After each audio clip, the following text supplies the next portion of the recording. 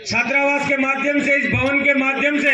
आने वाले जीवन के अंदर जो सचिन पायलट जी ने कहा कि आपके जीवन के अंदर आपको कामयाबी मिलेगी, आपकी कामयाबी की पहली सीढ़ी देने के लिए समाज के कर्मचारी और अधिकारियों ने एक बीड़ा उठाया।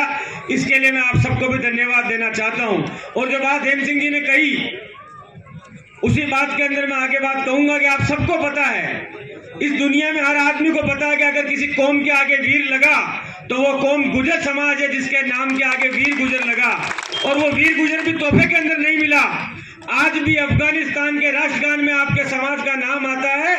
आज भी जब पन्ना दाई की हम बात करते हैं तो हमारी भुजाएं फड़क जाती है कि स्वामी भक्ति के लिए उन्होंने अपने बेटे की गर्दन कटवा दी, लेकिन वो पीछे नहीं हटी। आज भी जब देश की आजादी की बात हम लोग करते हैं तो 1857 की आजादी के बाद इस देश के अंदर धन सिंह कोतवाल के रूप में मेरठ से जो आवाज उठी, उसने अंग्रेजों के दांत खट्टे करने का काम किए। और आज भी राजेश पायलट के रूप में एक ऐसा नेता इस देश के अंदर मिला था जिसने देश के किसानों को एक करने का काम किया। और उसके बाद जब गुजर समाज अपनी बात को और अपनी पहचान को भूलने लगा, उस समय कर्नल किरोड़ी बेसला के रूप में एक अवतार आया जिसने गुजरों को पूरे देश के अंदर एक करने का वापस काम किया। लेकिन मैं आपसे एक बात पूछना चाहता हूं कि इतिहास के अंदर जिस जाति का सबसे ज्यादा सम्मान था, इतिहास के अंदर जिस जाति ने हर समय इस देश की सीमाओं के लिए लड़ने का काम किया, इतिहास के अंदर जिस जाति ने अपनी गर्दन कटाने का काम किया, और ये इतिहास नहीं है, ये वर्तमान है कि हमारे समाज के 73 बच्चों ने, हमारे समाज के नौजवानों ने अपनी माओं की गोद उजाड़ दी, अपनी पत्नियां विधवा कर दी, अपनी बहनों की कलाई सूनी कर दी। और इस देश के अंदर आरक्षण के लिए अपने हिंदुस्तान के इतिहास में अगर किसी जाति ने सबसे ज्यादा बलिदान किया तो गुजर समाज ने बलिदान किया। लेकिन इतिहास के अंदर हमसे एक गलती हो गई, हमारे पास लठ भी थी, गदा भी थी,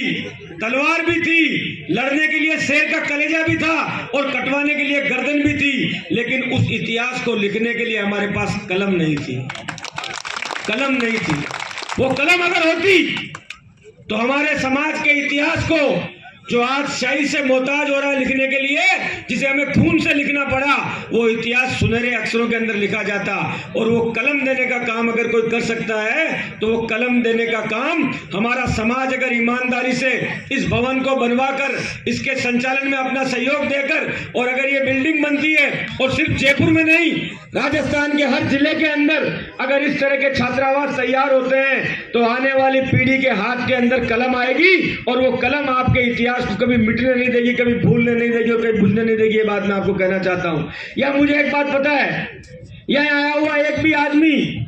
ना अतिथि और ना सुनने वाले लोग, कोई भी यहाँ लेने के लिए नहीं आया है। यहाँ पर सब लोग करने, और कोई देने के लिए भी नहीं आया है। यहाँ पर हर आदमी करने की भावना से आया है कि जिस समाज के अंदर मुझे पैदा होने का मौका मिला, अगर मुझे अवसर मिले तो मैं उस समाज के कर्ज को चुकाना चाहता हूँ। अभी हेम सिंह जी कह रहे थे, और हम जानते हैं मेरी विधानसभा के अंदर 20,000 भी गुजर पूरे नहीं है, इनके यहाँ भी 20-25 हजार लोगों का मामला है। हम तो 36 कौम को जोड़ के एक एक बिरादरी को साथ लेके उसके बाद राजनीति के अंदर उतरते हैं। लेकिन जिस कौम के अंदर जन्म लिया, जिसका दूध पिया, कभी आपके समाज की लड़ने की बात आई तो ना धीरज गुजरने, ना हेम सिंह बनाना ने आपको पीठ दिखाई, बल्कि हम लोग आपके साथ खड़े हुए और मजबूती से आपकी लड़ाई लड़ी। लेकिन मैं एक बात इसको भी जानता हूँ, हरदम कहता हूँ,